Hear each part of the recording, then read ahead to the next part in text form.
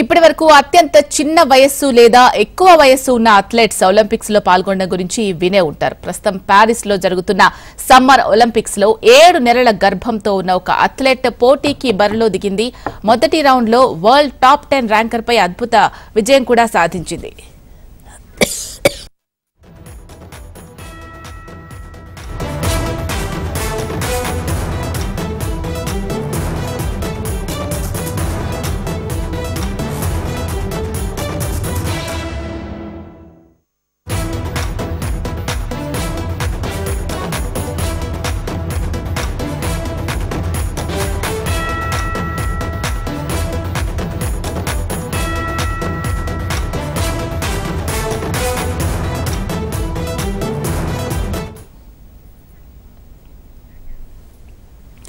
Paris Olympics లో తాను 7 నెలల గర్భంతో పోటీ పడ్డానని ఈజిప్ట్ ఫెన్సర్ నాడా తెలిపింది. ప్రపంచ 10వ ర్యాంకర్ ఎలిజబెత్ టార్టకోవ్స్కీపై ఓపెనింగ్ మ్యాచ్ లో 15-13 స్కోర్తో విజయం సాధించింది.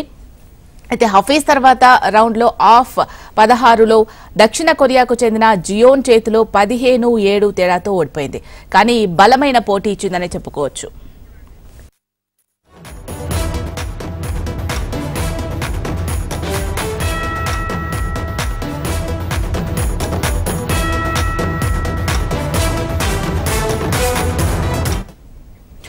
హఫీజ్ తన విజయాలు ఎదుర్కొన్న సవాళ్ల గురించి సోషల్ మీడియాలో షేర్ చేసుకుంది.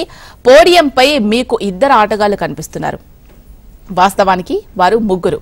అది నేను, నా ప్రత్యర్థి, ఇంకా మా ప్రపంచంలోకి రాబోయే నా లిటిల్ బేబీ.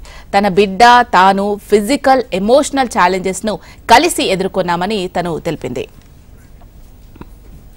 ప్రెగ్నెంట్ గా ఉన్నప్పుడు మహిళలు చిన్న చిన్న పనులు చేసుకోవడానికి కూడా ఇబ్బంది పడుతూ ఉంటారు. అలాంటిది తీవ్ర పోటీ ఉండే ఒలింపిక్స్ లో పాల్గొనడం అసాధారణమని చెప్పుకోవచ్చు.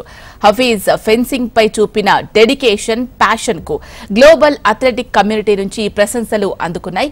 హఫీజ్ గతంలో 2016 రియో ఒలింపిక్స్, 2021 టోక్యో ఒలింపిక్స్ లో ఈజిప్ట్ కు ప్రాతినిధ్యం వహించింది.